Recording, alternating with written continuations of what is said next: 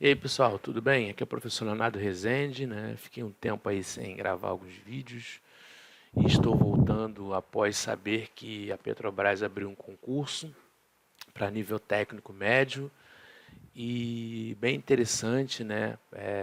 A Petrobras é uma empresa muito interessante, muito atrativa, boa remuneração, ainda apresenta estabilidade, então vale a pena, né?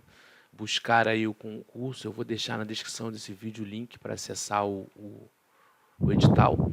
E especificamente eu vou resolver aqui com vocês 3 questões de técnico de manutenção júnior na área de elétrica, tá? Prova de 2015, 2014, ingresso em 2015. Bom, questão número 21 diz o seguinte: a figura abaixo mostra o circuito eletrônico composto por resistores e um diodo Zener de 16 volts de tensão nominal, considerado ideal. Considera-se esse Zener como um diodo ideal, sem qualquer tipo de perda, né? Com base nos dados representados no circuito, qual o valor em miliamperes da corrente mostrada no circuito? Bom, o primeiro passo é o seguinte, pessoal. Se o diodo Zener ele estabiliza em 16 volts, teoricamente a tensão dele é 16. Se eu tenho um resistor em paralelo com ele, teoricamente a tensão do resistor também será 16. Se a fonte fornece 18, vão sobrar 2 volts para esse resistor. Se eu aplicar a lei de Ohm nele, 2 dividido por 4 dá meio miliampere. Se eu seguir na sequência, eu vou ter que essa corrente vai ser 16, porque ele está em paralelo com Zener, dividido por 8, que é igual a 2 miliamperes. Logo, pela nossa análise, I total é maior do que I. Isso é impossível, pessoal, pelo seguinte: só existe uma fonte no circuito, geradora de energia. E se ela gera 18 volts, né, que vai ser transformado em corrente, vai ser convertido em corrente de meio miliampere, como que eu vou ter 2 miliamperes aqui se chega meio miliampere? O que isso significa? Isso significa que esse Zener não está atuando como estabilizador de tensão. A tensão da fonte ela não é suficiente para fazer com que chegue 16 volts nele aqui e ele estabilize nesse ponto do circuito, nessa tensão. Então o que está acontecendo? O diodo está se comportando como um diodo retificador tradicional, que polarizado reversamente funciona como um circuito aberto. Logo, o circuito, na verdade, ele tem esse formato. Nos terminais onde está o diodo Zener, ele funciona como um circuito aberto. Então, nós vamos ter o quê? Uma associação em série do resistor de 4K com resistor de 8K e uma fonte de 18, aplicando a lei de Ohm. Aqui a corrente que é desejada pelo o problema deseja saber essa informação, então a gente vai pegar e vai dividir tensão por resistência. Resistência equivalente, 4 mais 8, 12, 18 por 12, 1,5 miliampere.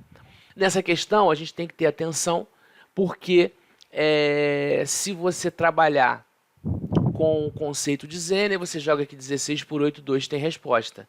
Mas tem o conceito físico dele.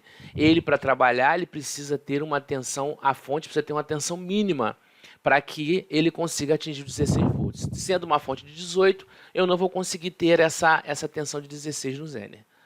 Vamos lá, a próxima questão é a questão 25. Considere o sinal senoidal mostrado no gráfico temporal da figura abaixo.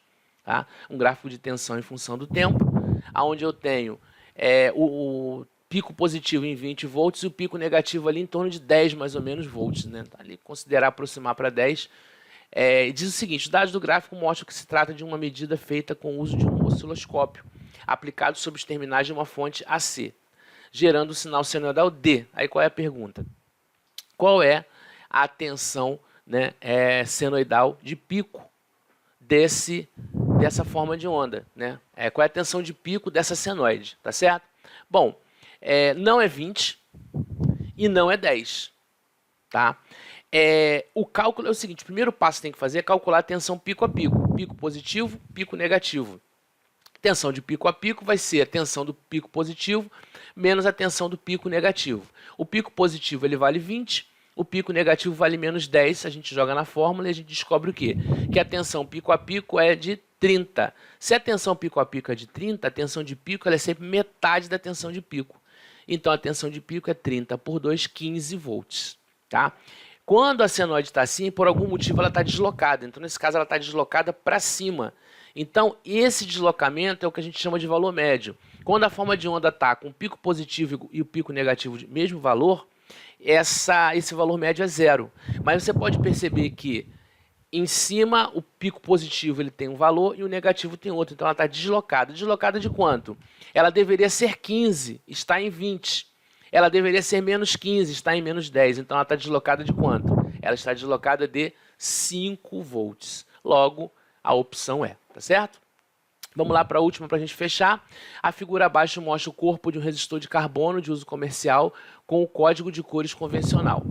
Aí você tem aí um resistor de código 4 cores, são as 3 cores, 2 cores vão indicar o valor, a terceira vai indicar a quantidade de zeros e a quarta a tolerância, né? A tolerância desse resistor. Aí, com base na sequência das faixas de cores apresentadas, qual é o valor ôhmico desse resistor? Bom, aqui eu coloco para vocês uma tabela, a tabela de código de cores, que é ideal que vocês saibam, né? Porque na hora lá da prova você não vai ter essa tabela. Então a ideia é mostrar para vocês como que se lê essa tabela, mas o ideal é que vocês tenham esse conceito na cabeça, né? As pessoas têm, né, algumas técnicas para poder decorar isso, né? Infelizmente no concurso você não tem essa tabela, mas vai entender como é que se usa. Bom, primeira faixa vermelho. Primeira faixa vermelho é o número 2. Segunda faixa vermelho, número 2, então é 22. Terceira faixa, número de zeros. Se é laranja, são 3 zeros. E a quarta, prata, tolerância de 10%. Então, como é que se faz isso? 22 seguido de 3 zeros, mais ou menos 10%. Ou seja, 22.000 ohms. Não tenho resposta. Então, o que eu tenho que fazer? Converter. 22.000 ohms dividido por 1.000, 22K. 22K, letra C. Tá certo, pessoal? Espero aí ter sido ajudado vocês a começar os estudos. Empenhe-se nos estudos dessa prova da Petrobras, que ela é um concurso muito atrativo, muito interessante, que vai gerar um resultado bacana para vocês, tá certo? Bons estudos e até o próximo vídeo.